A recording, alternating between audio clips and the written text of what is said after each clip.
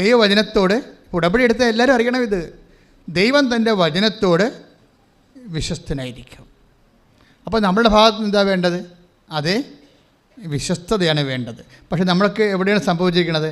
നമ്മൾ ഉടമ്പടി എടുത്ത് മൂവ് ചെയ്ത് കഴിയുമ്പോൾ 2 ദിവസം കഴിയുമ്പോൾ നമ്മളെ എന്തെങ്കിലുമൊക്കെ ഇൻസിഡൻറ്റ് വന്ന് ചെറിയ രോഗമോ അല്ലെങ്കിൽ മുമ്പത്തെ കാര്യങ്ങളോ വഷളായി പോവുകയൊക്കെ ചെയ്യുമ്പോൾ സ്വാഭാവികമായിട്ടും നമ്മുടെ വിശ്വസ്തത പോയിട്ട് നമ്മൾക്ക് ഇങ്ങനെ ഒരു വല്ലാത്ത ഭയവും അതുപോലെ തന്നെ അതനുസരിച്ചിട്ട് പ്രാർത്ഥനയിൽ മാന്യവും അതനുസരിച്ച് പരസ്നേഹ പ്രവർത്തികളിലൊക്കെ ഈടറവൊക്കെ സംഭവിച്ചിട്ട് നമ്മൾ പതുക്കെ തെന്നി മാറും വിശ്വസ്തതയിൽ നിന്ന്. അപ്പം നമ്മൾ വിശ്വസ്തതയും തെന്നി മാറിയാലും ഓർക്കേണ്ട ഇതാണ് 1 തിമോത്തി 2:13 എന്താണ്? കർത്താവ് നമ്മൾ അവിശ്വസ്തരായിരുന്നാലും കർത്താവ് take the word of God. സ്തുതിക്കട്ടെ ഹല്ലേലൂയ. യേശുവേ നന്ദി. ഹല്ലേലൂയ ഹല്ലേലൂയ ഹല്ലേലൂയ മഹത്വം. യേശുവേ സ്തുതി. ഹല്ലേലൂയ ഹല്ലേലൂയ ഹല്ലേലൂയ ഹല്ലേലൂയ മഹത്വം. 2:13 നാം അവിശ്വസ്തരായിരുന്നാലും അവൻ വിശ്വസ്തനായിരിക്കും എന്ന് പറഞ്ഞ് നാം അവിശ്വസ്തരായിരുന്നാലും അവൻ വിശ്വസ്തനായിരിക്കും. അതെന്ത് സംഭവിച്ചു കഴിഞ്ഞാൽ ഈ ദിവസങ്ങളിലൊരു സാക്ഷ്യമുണ്ട്, നല്ലൊരു സാക്ഷ്യമാണ്. ബേബി കുര്യൻ കാസർഗോഡ്. അപ്പോൾ അദ്ദേഹം ഉടമ്പടി എടുത്തത്, അദ്ദേഹം വൈഫും കൂടി വന്ന ഉടമ്പടി എടുത്തത്. അപ്പോൾ അദ്ദേഹം എന്താ സംഭവിച്ചു കഴിഞ്ഞാൽ ഇവിടെ വന്നിട്ട് വൈഫിനെ കൊണ്ട് ഉടമ്പടി എടുപ്പിച്ചു. അതിന് അദ്ദേഹം കാരണങ്ങൾ പറയുന്നുണ്ട്. എന്താ കാര്യം? ഞാൻ കച്ചവടക്കാരനാണ്, ഞാൻ ചിലപ്പോൾ കച്ചവടത്തിൽ കള്ളം പറയാതെ കച്ചവടം ചെയ്യാൻ പറ്റത്തില്ല. പാവപ്പെട്ട ശുദ്ധഗതിക്കെല്ലാം പറയുന്നുണ്ട്. ഞാൻ ഡൽഹിയിലെ സാധനം നാട്ടിൽ നിന്ന് സാധനം വാങ്ങിച്ചിട്ട് ഡൽഹിയിൽ നിന്ന് കൊണ്ടുവന്നാണെന്ന് പറയും, അങ്ങനെയൊക്കെ പറയുന്നുണ്ട്. അപ്പോൾ എന്നോട് എഡിറ്റർ ചോദിച്ച് അതൊക്കെ കട്ട് ചെയ്ത് കളയണ്ടേ? ഞാൻ പറഞ്ഞു അയാൾ പറഞ്ഞതല്ലേ, കിടക്കട്ടെ. കാര്യം ആൾക്കാരറിയണ്ടേ, കാര്യം അദ്ദേഹം പറഞ്ഞ സംഭവമല്ലേ. അപ്പോൾ എന്ത് സംഭവിച്ചു കഴിഞ്ഞാൽ അപ്പോൾ അദ്ദേഹം പറഞ്ഞു, അതുകൊണ്ട് എൻ്റെ കുറച്ച് കള്ളത്തരമൊക്കെ ഉള്ള കാരണം ഞാൻ ഉടമ്പടി ചെയ്യുന്നില്ല, അതുകൊണ്ട് വൈഫ് എടുക്കട്ടെ എന്ന് പറഞ്ഞു. അപ്പോൾ അദ്ദേഹത്തിൻ്റെ പ്രശ്നം എന്താ? അതിൻ്റെ പ്രശ്നം അദ്ദേഹത്തിന് 10 കോടി 15 ലക്ഷം രൂപ കടമുണ്ട്. കടം മര്യാദക്ക് കച്ചവടം ചെയ്ത് അവിടെ നല്ലവണ്ണം വേര് പിടിച്ച് വന്ന ആളാണ്. അവിടെ കാസർഗോഡ് ടൗണിൽ തന്നെ അദ്ദേഹത്തിൻ്റെ ഹാർഡ്വെയർ സ്റ്റോർ ഉള്ളതാണ്. നിങ്ങൾ കാസർഗോഡുകാർ ഇവിടെ ഉണ്ടെങ്കിൽ അറിയാൻ പറ്റും ആളോ. അപ്പോൾ അതിന് സാക്ഷ്യപ്പെട്ടിട്ടുണ്ട്. അതെന്താ പ്രോബ്ലം വെച്ച് കഴിഞ്ഞാൽ അദ്ദേഹം പറഞ്ഞത്, ആ ഹാർഡ്വെയർ കട നടത്തുന്നതിൻ്റെ ആ ഒരു പ്രമിസിൽ ഒരു ഇരട്ട കൊലപാതകം നടന്ന്, അത് ഭയങ്കര കേരളത്തിലൊക്കെ ചർച്ച ചെയ്ത കൊലപാതകമാണ്. ഒരു ദിവസം 2 പേരെ കൊന്നു. അപ്പോൾ അതിപ്പോൾ പോലീസിനെ സംബന്ധിച്ചിടത്തോളം വേറെ അങ്ങനെ എന്തെങ്കിലും സംഭവിച്ചു കഴിഞ്ഞാൽ ആൾക്കാരെന്താ ചെയ്യണം? ആൾക്കാർ അപ്പം തന്നെ ഒരുമാതിരിപ്പെട്ട ആൾക്കാരൊക്കെ രാജ്യം വിട്ട് പോകും. കാര്യം പിടിച്ചാൽ എല്ലാത്തിനും പിടിച്ചാൽ ജയിലിലിടില്ല. യഥാർത്ഥ പ്രതിയെ കിട്ടുന്നവരെ കാണുന്നവരെ പിടിച്ച് അവർ ജയിലിൽ നിറച്ചുകൊണ്ടിരിക്കും. എന്നിട്ടല്ലേ അവരെ തെളിവ് കിട്ടി തെളിവ് നോക്കി എടുക്കണത്. അപ്പോൾ ഇങ്ങനെ പിടിച്ചുകൊണ്ട് പോയി. അങ്ങനെ അതിനോട് ഒരു ബന്ധമില്ല, പക്ഷെ അങ്ങനെ പിടിച്ചുകൊണ്ട് പോയി ജയിലിലിട്ട്. അപ്പോൾ ഒരു മനുഷ്യന് തകർച്ച തന്നെ വരെ കണ്ടില്ലേ? എനിക്ക് തോന്നുന്നത് എന്താ മക്കളെ, ഈ ഉടമ്പടിയിലായിരിക്കുമ്പോൾ നമുക്ക് കിട്ടുന്ന ഒരു പ്രത്യേകത വെച്ച് കഴിഞ്ഞാൽ പ്രൊട്ടക്ഷൻ ഒരു ഭയങ്കര സംഭവമാണ്. അതായത് യാക്കോബ് പറയുന്ന ആ വാക്കൊന്ന് വായിച്ചിടമനെ. 28:20 ദൈവമായ കർത്താവ് എൻ്റെ കൂടെ ഉണ്ടായിരിക്കുകയും ദൈവമായ കർത്താവ് എൻ്റെ കൂടെ ഉണ്ടായിരിക്കുകയും ഈ യാത്രയിൽ എന്നെ സംരക്ഷിക്കുകയും എനിക്ക് ഉണ്ണാനും ഉടുക്കാനും തരുകയും എന്റെ പിതാവിന്റെ വീട്ടിലേക്ക് സമാധാനത്തോടെ ഞാൻ തിരിച്ചെത്തുകയും ചെയ്താൽ കർത്താവായിരിക്കും എന്റെ ദൈവം. അപ്പൊ യാത്രയിൽ കൂടെ ഉണ്ടായാൽ മാത്രം പോരാ, പിന്നെ എന്ത് ചെയ്യണം? സംരക്ഷിക്കണം. ദ പ്രസൻസ് ഓഫ് ഗോഡ് പ്രൊട്ടക്ഷനാണ് നമുക്ക് നൽകുന്നത്. ഉടമ്പടിയുടെ മഹാവാഗ്ദാനങ്ങളിൽ ഒന്നാണ് ദ പ്രസൻസ് ഓഫ് ഗോഡ്. നിങ്ങൾ എപ്പോഴും ചെയ്യണത് വീട്, ജോലി, വിവാഹം, PR, പ്രൊമോഷൻ എന്നൊക്കെ പറഞ്ഞുകൊണ്ട് ഇതിനങ്ങോട്ട് ന്യൂനീകരിച്ച് കളയും. അപ്പോൾ യഥാർത്ഥ മത്സ്യം ചാടിപ്പോവും. മനസ്സിലായില്ലേ? ചെറുമീനെ പിടിക്കാൻ നേരത്ത് വലിയ മീൻ ചാടിപ്പോവും. അതാണ് പല ആൾക്കാർക്ക് സംഭവിച്ചിരിക്കുന്നത് ഉടമ്പടിയിൽ. അപ്പോൾ എൻ്റെ സഹോദരങ്ങൾ വലിയ മീനെ തന്നെ ആദ്യം ടാർഗറ്റ് ചെയ്യണം ഉടമ്പടിയിൽ. ഉടമ്പടി വലിയ മീൻ എന്താ? ദ പ്രസൻസ് ഓഫ് ഗോഡ്, സാന്നിധ്യവും സംരക്ഷണവും. ഇപ്പോൾ ഈ ചേട്ടായിക്ക് എന്നാ സംഭവിച്ചത്? ബേബി കുര്യൻ എന്താ സംഭവിച്ചത്? സംരക്ഷണം പോയി ഇല്ലേ? കണ്ടവൻ്റെ വല്ലാതെ വേറെ കൊലപാതകത്തിന് ഈ മനുഷ്യൻ ജയിലിൽ പോയി. അതൊരു സംരക്ഷണം പോയെന്നർത്ഥം. അപ്പോൾ സംരക്ഷണം ഒരു ഭയങ്കര സീരിയസ് വിഷയമാണ്. നിങ്ങൾ ദൈവത്തോട് പ്രാർത്ഥിക്കണത് യാക്കോബിൻ്റെ പ്രാർത്ഥന തന്നെയാണ് മെച്ചം. എന്നെ സംരക്ഷിക്കണമെന്ന് പറഞ്ഞില്ലേ? ഞാൻ ഒറ്റയാണ്, എന്നെ സംരക്ഷിക്കണം ഈ യാത്രയിൽ. ഒന്ന് പറഞ്ഞേ, എന്നെ സംരക്ഷിക്കണമേ, എന്നെ സംരക്ഷിക്കണമേ, എൻ്റെ ഉടമ്പടിയുടെ ദൈവമേ, എൻ്റെ ഉടമ്പടിയുടെ ദൈവമേ, എൻ്റെ അമ്മയായ പരിശുദ്ധ മറിയത്തിൻ്റെ മാധ്യസ്ഥത്തിലെ ഞാൻ പ്രാർത്ഥിക്കുന്നു. എൻ്റെയും എൻ്റെ ജീവിത സാഹചര്യങ്ങളെയും എൻ്റെ കുഞ്ഞുങ്ങളെയും എൻ്റെ കൂടപ്പിറപ്പുകളെയും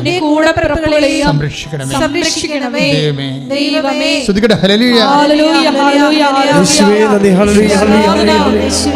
അപ്പോൾ ഈ സംരക്ഷണം നഷ്ടപ്പെട്ടു എന്നുള്ളതാണ് വേറെ വഴിയെ പോയ കൊലപാതകത്തിന് അദ്ദേഹം പ്രതിയാവുകയും ജയിലിൽ പോവുകയും ചെയ്യുന്നതിൻ്റെ ഒരു കാരണം. ഇത് നമ്മൾ വല്ലതും ചെയ്ത കാര്യമാണ്. വല്ലവരും ചെയ്ത കാര്യത്തിന് നമ്മൾ പ്രതികളായി ജയിലിൽ പോകുമ്പോൾ that means we lost our protection. എന്തുകൊണ്ടാണ് ഇങ്ങനെ പ്രൊട്ടക്ഷൻ പോകുന്നത്? എപ്പോഴും പ്രൊട്ടക്ഷൻ പോകുന്നത്, സംരക്ഷണം എന്തുകൊണ്ടാണ് പോകുന്നത്?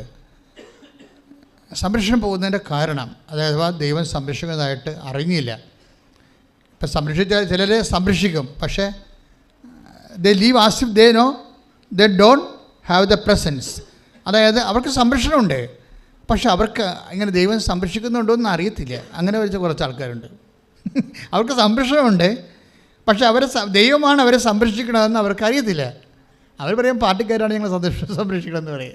അത് ഞങ്ങളുടെ കയ്യിലുള്ള ഗുണ്ടായിസമാണ് ഞങ്ങളെ സംരക്ഷിക്കുന്നത്. ചിലരും ഞങ്ങളുടെ കയ്യിലുള്ള FD യും ഞങ്ങളുടെ സ്വർണവും പറമ്പും പാർട്ടിയും പൊന്നും ഒക്കെ സംരക്ഷിക്കണം. നോൺസെൻസ്. ഒരിക്കലും അങ്ങനെ ദൈവത്തെ തള്ളിപ്പറയരുത്. അപ്പോഴും സംരക്ഷണം പോകും. അപ്പോൾ അദ്ദേഹം ബേബി കുര്യൻ പ്രതി അല്ലെന്ന് പോലീസ് തിരിച്ചറിഞ്ഞപ്പോൾ അദ്ദേഹത്തിന് ജയിലിൽ നിന്ന് വിട്ടു. പക്ഷേ എന്താ പ്രോബ്ലം വെച്ച് കഴിഞ്ഞാൽ തൽക്കാലം അവരിൽ നിന്ന് രക്ഷപ്പെട്ടെങ്കിലും പിന്നീട് അവിടെ ഒരു 44 കാര്യങ്ങളൊക്കെ പോലീസ് രാജായിപ്പോയില്ലേ. അപ്പോഴേ കസ്റ്റമേഴ്സ് ഒന്നും വരണില്ല. കച്ചവടം അയാൾക്ക് മാത്രമല്ല, പല ആൾക്കാർക്കും കച്ചവടം പോയി. അയാൾക്ക് മാത്രമല്ല, പല ആൾക്കാർക്കും കച്ചവടം പോയി. ഈ മണി ഫ്ലോയിൽ കൊടുത്തും കൊണ്ടും മേടിച്ചൊക്കെ നിൽക്കുമ്പോൾ പെട്ടെന്നൊരു ബ്ലോക്ക് വന്നു കഴിഞ്ഞാൽ പലിശ അറിയാതെ കൊടുക്കും. അതിലെ കോവിഡിന് നമുക്ക് വന്ന അബദ്ധങ്ങൾ. അതില്ലേ കോവിഡിന് പല ആൾക്കാർക്കും വിഷമം വന്നതിൻ്റെ കാരണം എന്താ? ലോൺ എടുത്ത് ചെയ്യുന്ന ലോണിലല്ലേ നമ്മൾ എല്ലാവരും നിൽക്കണത്. ഇപ്പോൾ ലോൺ എടുത്ത് ചെയ്യുന്നവർ നമുക്ക് വരുമാനമില്ല, പലിശ കൂടുന്നു. പലിശ കൂടിയിട്ട് എന്ത് ചെയ്ത്? ഗവൺമെൻറ് സപ്പോർട്ട് ചെയ്തോ? ഗവൺമെൻറ്, സെൻട്രൽ ഗവൺമെൻറ്റോ സ്റ്റേറ്റ് ഗവൺമെൻറ് അവർ എന്ത് സപ്പോർട്ട് ചെയ്യും? അവരെ ലോക്സഭയിൽ തീരുമാനം എടുത്തിരിക്കണത് എന്താ? സപ്പോർട്ട് ചെയ്യേണ്ടെന്നാണ്. അതിലേ ജപ്തി പടപെടാന്ന് ജപ്തി വരുന്നത്. കോവിഡ് കാലത്ത് ഗവൺമെൻറ് നമ്മളെന്ത് 8 ലക്ഷം കോടി രൂപ ഗവൺമെൻറ് കയ്യിലുണ്ടെന്ന് പറഞ്ഞ് ഒരു 4 ലക്ഷം കോടി കൊടുത്തിരുന്നെങ്കിൽ കടമില്ലാതെ മനുഷ്യൻ ജീവിച്ച് പോകത്തില്ലേ? ഇപ്പോൾ എല്ലാവരും കിഡ്നി വരെ പണയം വെക്കുന്ന അവസ്ഥ വന്നില്ലേ? അപ്പോൾ ബാങ്കുകാർ പറഞ്ഞ് ഞങ്ങൾക്ക് പറ്റത്തില്ലെന്ന് പറഞ്ഞ്. ഞങ്ങളെങ്ങാനും ഈ കടം എഴുതി തള്ളിയാൽ അതൊരു കീഴ്വഴക്കം തെറ്റാകും. പിന്നീട് ആൾക്കാർ കടമെടുത്താൽ ഗവൺമെൻറ് അടക്കുമെന്ന് പറഞ്ഞുകൊണ്ടിരിക്കുമ്പോൾ ബാങ്ക് സിസ്റ്റം തന്നെ തകരും. അതുകൊണ്ട് we will not for that എന്ന് പറയും. അത് ബാങ്കുകാർ അത് പറയത്തുള്ളൂ, പറയും ഒരു കാരണം സാമ്പത്തിക സ്ഥാപനമല്ലേ. അപ്പോൾ ജനാധിപത്യ സർക്കാരാണ് ഈ വിഷയത്തിൽ എന്തെങ്കിലും തീരുമാനം എടുക്കേണ്ടത്. പക്ഷേ പ്രാക്ടിക്കലി സർക്കാരും അവരെ സെക്യൂരിറ്റി എമൗണ്ടാക്കി കിട്ടിയിരിക്കുന്ന കാശ് മാറ്റിയിട്ട് ജനങ്ങളിങ്ങനെ പട്ടിണിയായിട്ട് ഇങ്ങനെ സങ്കടപ്പെട്ട് വിഷമിച്ചടക്കുകയാണ്. സത്യം പറയട്ടെ, നമുക്ക് ദൈവം മാത്രമേ ഉള്ളൂ. ഇപ്പോൾ ഈ ബേബി കുര്യൻ വൈഫിനെ കൊണ്ടാണല്ലോ ഉടമ്പടി എടുപ്പിച്ചിരിക്കുന്നത് ഇല്ലേ? വൈഫ് അത് വൃത്തിയായിട്ട് ചെയ്യുന്നുണ്ട്, പക്ഷെ കർത്താവിന് മുതലാവണില്ല. അതാണൊരു പ്രശ്നം. കാര്യം ബേബി കുര്യൻ ഇവിടെ വന്നാണല്ലോ അല്ലേ? എന്തിനാണ് വൈഫിനെ കൊണ്ട് എടുപ്പിച്ചത്? തനിക്ക് ഇനി എങ്ങാനും വിശുദ്ധീകരിച്ച് പോയാൽ പഴയ കള്ളത്തരങ്ങളൊക്കെ പറഞ്ഞ അങ്ങനെ വരുമ്പോൾ ബിസിനസ്സിൻ്റെ അകത്ത് കോട്ടം വരുമെന്ന് വിചാരിച്ചുകൊണ്ട് ഇയാൾ ദൈവത്തിനെ അതായത് പതുക്കെ അങ്ങോട്ട് സൈഡാക്കുകയാണ്. ശരിക്കും നിങ്ങളത് ചിന്തിക്കണം കേട്ടോ. മനുഷ്യൻ്റെ ഏറ്റവും വലിയ തെറ്റ് ദൈവത്തിനെ സൈഡാക്കുന്നതാണ്. ദൈവത്തിനെ സൈഡാക്കാൻ സാധ്യതയുണ്ടെന്ന് ആദ്യം തിരിച്ചറിഞ്ഞ ദൈവം തന്നെയാണ്. അതുകൊണ്ടാണ് ആദ്യത്തെ കൽപ്പനയിൽ ഇങ്ങനെ പറയണത്, നിൻ്റെ കർത്താവ് ദൈവം ഞാനാകരുത്, എന്നെ സൈഡാക്കരുതെന്ന്. അല്ലേ? കറക്റ്റല്ലേ? നമുക്ക് മനസ്സിലാകുന്ന ഭാഷ ലളിതമായിട്ട് പറഞ്ഞതേ ഉള്ളൂ. പക്ഷേ അതൊരു ഗ്രീവിയസ് ഒഫൻസാണ്. അത് നമ്മൾ ചിന്തിക്കണം. ഇപ്പോൾ ബേബിക്കുരി എന്താ ചെയ്തത്? ഞാനൊരു ബിസിനസ് മാൻ ആയത് കാരണം എനിക്ക് ഇങ്ങനെ കർത്താവിൻ്റെ വചനമൊക്കെ അനുസരിച്ച് മുന്നോട്ട് പോകാൻ പറ്റത്തില്ല, അതുകൊണ്ട് സൈഡാക്കുകയാണ്. പക്ഷേ എന്നാ പറ്റണത്? ഉടമ്പടി വർക്കൗട്ട് ചെയ്തില്ല. ഉടമ്പടി പുതുക്കിയതിന് ശേഷവും അയാൾക്ക് ശരിക്കും പറഞ്ഞാൽ ഒരു പറമ്പുണ്ടേ, വിറ്റ് കഴിഞ്ഞാൽ തീർച്ചയായിട്ടും കടം തീർക്കാം. പക്ഷേ ആരും വാങ്ങിക്കണില്ല പറമ്പ്. 10 പേര് വന്ന് നോക്കിയെന്നാണ് പറയുന്നത്. ഉടമ്പടിക്കാലത്തെ 10 പേര് വന്ന് ഉടമ്പടിക്കാലത്ത് പറമ്പ് കണ്ടുപോയി, അതിന് വിലയും പറഞ്ഞു പോയി. പക്ഷേ ആരും അഡ്വാൻസ് തന്നില്ല. അതാണ് എൻ്റെ വിഷയം. അപ്പോൾ കടക്കാരാണെങ്കിൽ ഇങ്ങനെ കൊത്തി വരച്ചുകൊണ്ടിരിക്കുക. എപ്പോഴും മനുഷ്യനെ എഴുന്നേക്കാൻ തന്നെ പേടിയാണ്. ആരെ കണ്ടാലും ഇപ്പോൾ ചില പറയാം, ഞാൻ കടയിൽ കയറത്തില്ല, കടയിൽ കയറിയാൽ എല്ലാവരും കൂടി കടക്കാർ വരൂ, അത് ഞാൻ പുറത്ത് ഞാൻ കറങ്ങി നടക്കണമെന്ന്. അപ്പം അങ്ങനെ ഇന്നലെ എന്നോട് ആൾ വന്ന് പറഞ്ഞ്, എല്ലാവരും എമർജൻസിക്കാരൊക്കെ അച്ഛൻ കാണുമല്ലോ, മനഃപൂർവ്വം കാണുന്ന കേട്ടോ. നമുക്ക് കാണാനുള്ള സാഹചര്യങ്ങൾ കുറവാണ് ഇവിടെ. കാര്യം ഒരു ദിവസം 100 കണക്കിന് ഉടമ്പെടുക്കുമ്പോൾ എല്ലാവരും കാണാൻ നമുക്ക് പറ്റത്തില്ല. എല്ലാ ദിവസവും ഇങ്ങനെ ആൾക്കാരിങ്ങനെ കൂടുകയല്ലേ. അപ്പോൾ എന്നാ ചെയ്യണമെന്ന് വെച്ച് കഴിഞ്ഞാൽ ഹൈ എമർജൻസി ഉള്ളവരെ എല്ലാവരും കാണും. ഇപ്പോൾ വ്യാഴാഴ്ച ഞായറാഴ്ച കാണത്തില്ല, പക്ഷേ എല്ലാ ദിവസവും കാണുന്നുണ്ട് ഞാൻ ആൾക്കാർ. ഇന്നലെയൊക്കെ 120 ആൾക്കാരെ കണ്ടത്. ഹൈ എമർജൻസിക്കാരെ കാണും. ചിലപ്പോൾ ഒരു ഉപദേശം, ചിലപ്പോൾ ഒരു പ്രാർത്ഥന, ചിലപ്പോൾ ഒരു നിർദ്ദേശമൊക്കെ കൊടുത്താൽ മതിയാവും. അതൊക്കെ ചില കർത്താവ് അവർ വരുമ്പോൾ കർത്താവ് സംസാരിക്കാൻ തുടങ്ങും. അപ്പോൾ എന്താ പ്രശ്നം വെച്ച് കഴിഞ്ഞാൽ, പക്ഷേ നിങ്ങളൊരിക്കലും അച്ഛനെ കാണുന്നതിൻ്റെ അൾട്ടിമേറ്റ് എയിമാക്കി വെക്കരുത്. അപ്പോൾ ഓട്ടോമാറ്റിക്കായിട്ട് അച്ഛൻ ആൾ ദൈവമായിട്ട് മാറും. അങ്ങനെ ഒരു വിഷയം നമ്മൾ ഇല്ല. നമുക്ക് ആപ്പാടെ ഒരു ദൈവം മാത്രമേ ഉള്ളൂ. അപ്പോൾ നിങ്ങൾ അച്ഛനെ കാണുന്നത് ഇതിൻ്റെ അൾട്ടിമേറ്റ് എയിമായിട്ട് വെക്കരുത്. മറിച്ച് വിഷയമെല്ലാം ചെയ്യണത് കർത്താവാണ്. അച്ഛനൊരു നിമിത്തം മാത്രമായിട്ട് വരുന്നുള്ളൂ. അപ്പോൾ ആ ഒരു ബോധം വേണം. ചില ആൾക്കാർക്ക് അവർക്ക് അച്ഛനെ കാണുമ്പോൾ എല്ലാം ശരിയാവുന്നു. അങ്ങനെ നിങ്ങൾ ചിന്തിച്ചാൽ തന്നെ ഉടമ്പടി വർക്കൗട്ട് ചെയ്യത്തില്ല. അവൻ പറയണ പോലെ ചെയ്യുമ്പോൾ എല്ലാം ശരിയാവുമെന്ന് പറഞ്ഞ് അവൻ പറയണ പോലെ ചെയ്ത് കഴിയുമ്പോൾ എല്ലാം ശരിയാകും.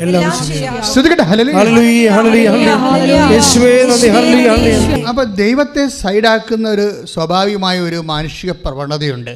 അത് നിങ്ങളൊന്ന് കറക്റ്റ് ചെയ്യണം. അപ്പം തന്നെ ഉടമ്പടി വർക്കൗട്ട് ചെയ്യാൻ തുടങ്ങാം. ഇതൊന്നും നടക്കാഞ്ഞിട്ടല്ലേ നമ്മൾ നടത്തിക്കാഞ്ഞിട്ടാണ്. ഇതൊന്നും നടക്കാഞ്ഞിട്ടില്ല. ഉടമ്പടിക്ക് പാര വെക്കണം നിങ്ങൾ തന്നെയാണ്. ഇതൊന്നും നടക്കാഞ്ഞിട്ടല്ല, നമ്മൾ നടത്തിക്കാഞ്ഞിട്ടാണ്. അതൊന്ന് ഇൻട്രോസ്പെക്റ്റ് ചെയ്യണം, നല്ലതാണ്. ഇപ്പം ഈ ബേബിക്കറിൻ്റെ വിഷയം എന്താ? അയാൾ പറഞ്ഞു, എടി ഞാനിങ്ങനെ കർത്താവിൻ്റെ അടുത്ത് കുറച്ച് തരികട പറഞ്ഞുകൊണ്ടാണ് ഇനി ഇപ്പോൾ എത്രയോ പേര് വന്ന് സ്ഥലം നോക്കിപ്പോയി, അവരാരും എടുത്തില്ലല്ലോ. അപ്പം നമുക്കിതൊക്കെ വിൽക്കാനൊക്കെ ഉണ്ടായിട്ട് പോലും നടക്കണില്ലല്ലോ. നമുക്ക് പൈസ കൊടുക്കുകയല്ലേ, ആൾക്കാർ നമ്മളെ പിടയ്ക്ക് കൂടി ഞെക്കുകയല്ലേ. അവർ പഠിച്ച് ഞാൻ ഉടമ്പടി എടുക്കാം. അപ്പോൾ അയാൾക്ക് ബോധോദയം വന്ന് സ്റ്റെപ്പ് നോക്കണം. സെക്കൻഡ് സ്റ്റെപ്പ് വളരെ ആഘോഷമാണ്. ഞാൻ ഉടമ്പടി എടുക്കാം. പുള്ളിക്കാരൻ വന്നിട്ട് ഉടമ്പടി വൈഫ് പുതുക്കുമ്പോൾ പുള്ളിക്കാരൻ സ്വന്തമായിട്ട് ഉടമ്പടി എടുക്കും.